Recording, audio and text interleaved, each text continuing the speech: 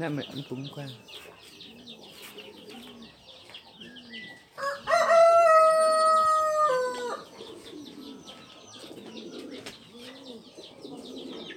อะไรจ้ะค่ะ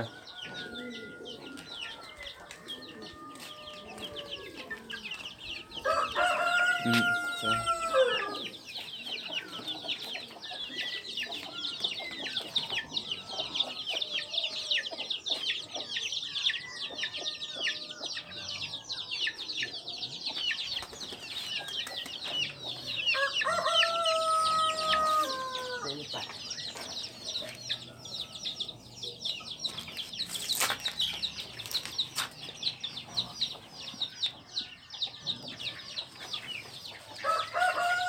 เขาไปทอยกันเขาติดเกียบ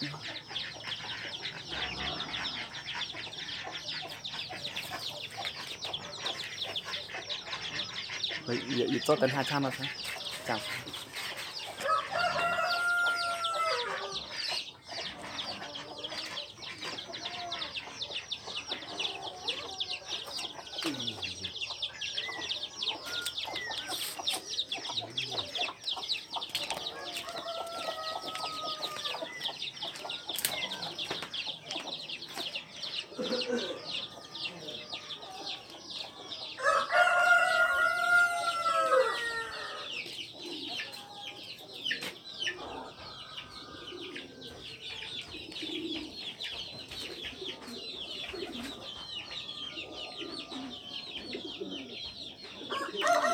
Happy New Year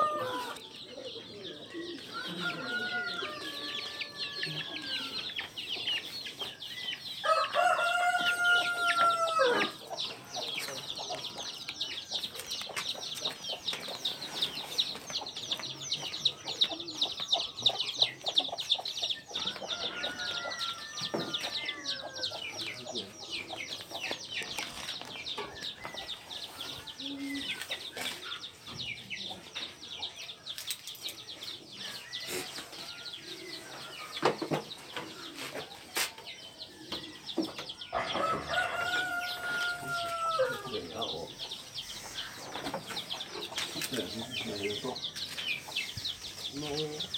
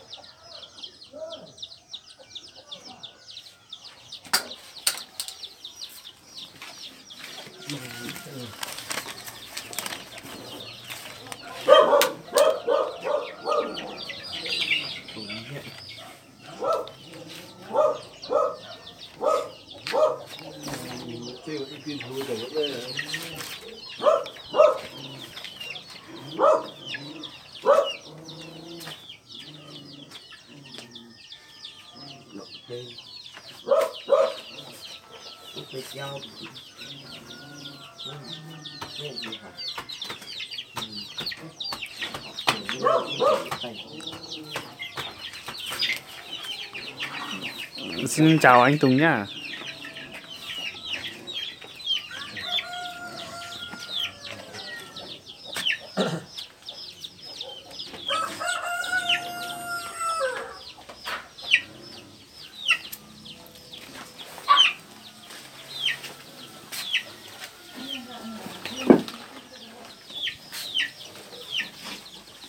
Thế em mà tiểu nét chơi úp cầm cây mà.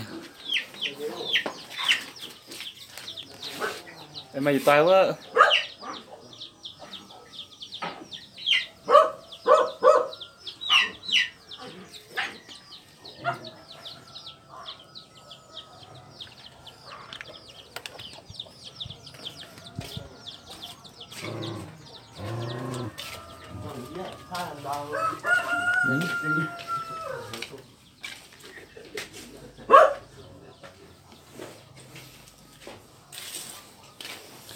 Quả mai sớm nè à.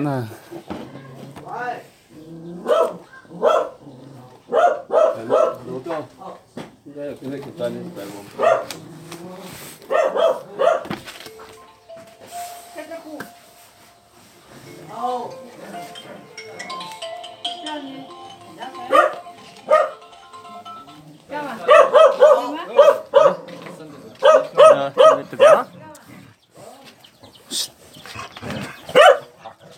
Bây giờ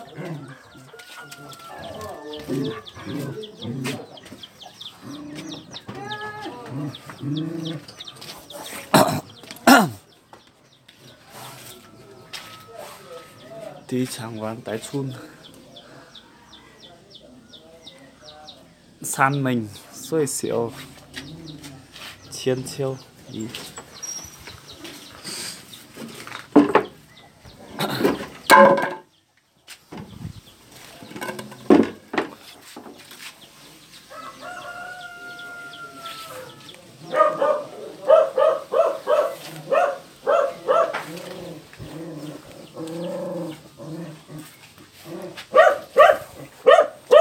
Ô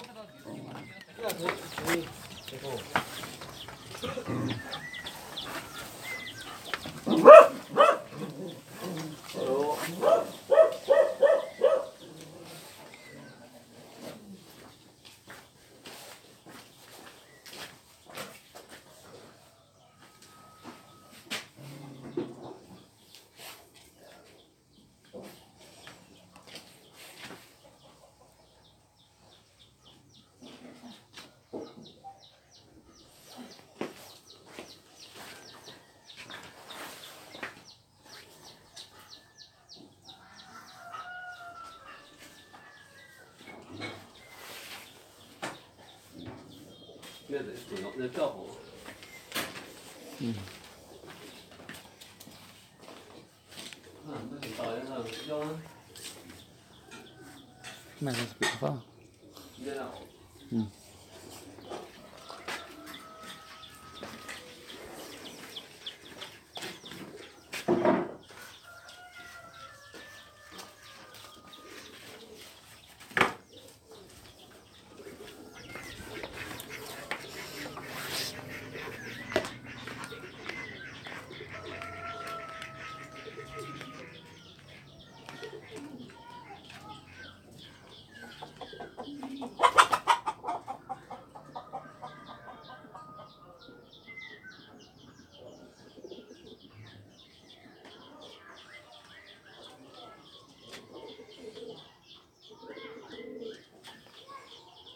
Cái này mình tự viết không đẹp lắm.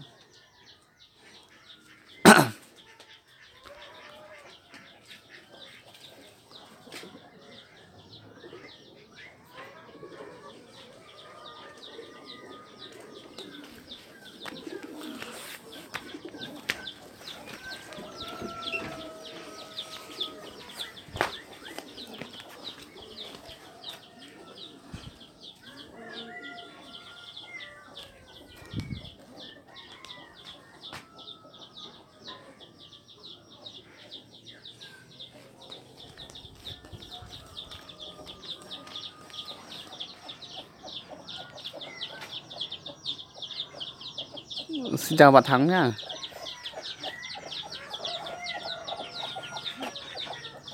Đó. Ở chỗ mọi người bây giờ có cần phải treo này không? Câu đố nhá.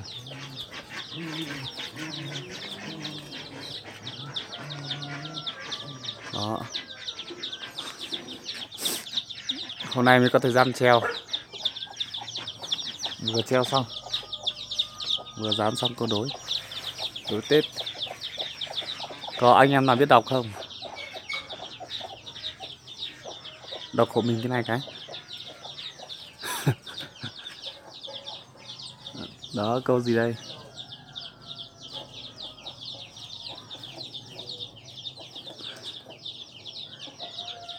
Mần trần lú xuê. À đây, nhà mình bây giờ đang treo bạn Thắng ơi. Vừa mới treo xong. Đó. Không biết là chỗ bạn có phải treo không? Nếu mà người Dao thì chắc là phải treo hết nhỉ. Đây. Mình ở trên mình thì bây giờ ít lắm.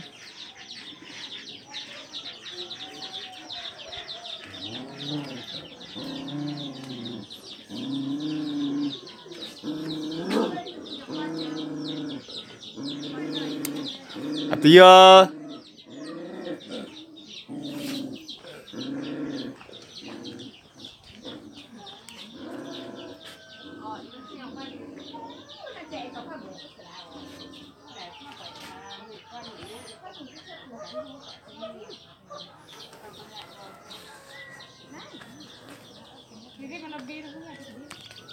này em qua dính hết diếm ơi. Em đi. Cành hạt chót lò ổ. Đi bên đó thì có chốtแต่ว่า Chót á. dĩa tay hiểu bữa tàng gì đĩa thấy bữa xin hàng nó tàng đậu Thấy bên tay gì? sau đó mình thấy biết biển cái số này mẹ số hai cái mua chỗ này mà làm đâu mà mình mang cái thấy đây bỏ Nhâm như nào? Như cho hả? À đúng rồi bạn ơi, toàn là những câu chúc phúc thôi. Chúc phúc chúc năm mới.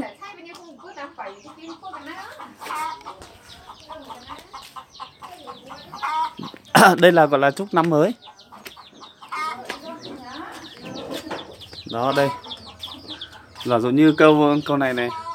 Đó. Thật ra mình cũng ngại đọc. Đây. Giả dụ như câu này là câu chúc năm mới này, đối Tết này. Đó.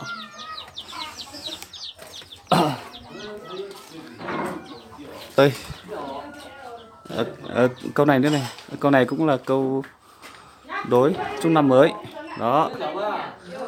Đây. Là đại loại là năm cũ đi rồi thì năm mới đến.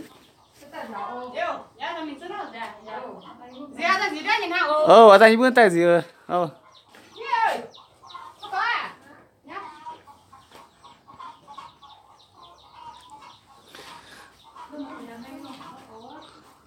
Đó, giả dụ như là cái câu này này.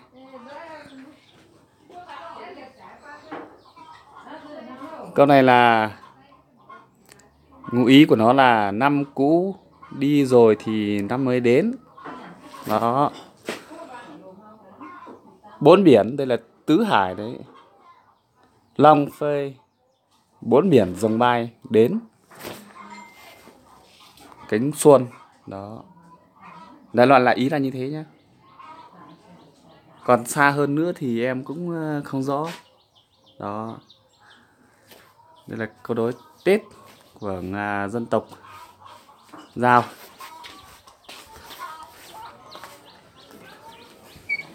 Đây, còn những câu này nữa. Đó. À đúng rồi, mình tự viết. Cái này mình tự viết hết thôi. Mình viết nhưng mà chữ xấu không đẹp lắm.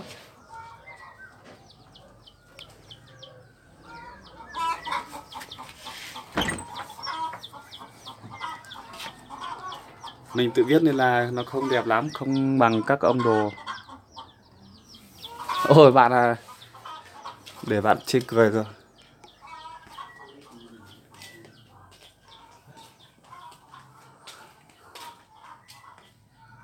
Đây còn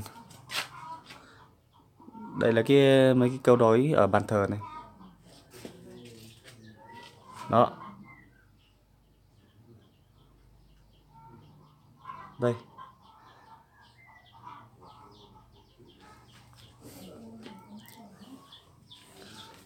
Bàn thờ mình thì có cái này bánh chưng này, bánh dày này.